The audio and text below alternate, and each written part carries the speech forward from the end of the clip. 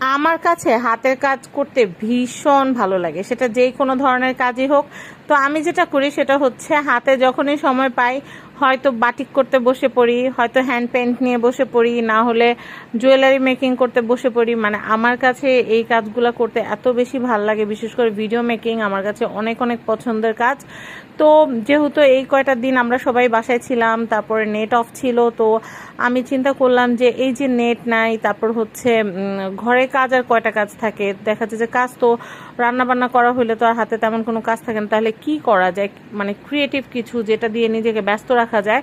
তো সত্যি কথা বলতে গেলে আমরা যারা ইউটিউব ফেসবুকে কাজ করি তারা কিন্তু ইউটিউব এবং ফেসবুক একটু পর পর স্ক্রল করাটা একটা বদ অভ্যাস।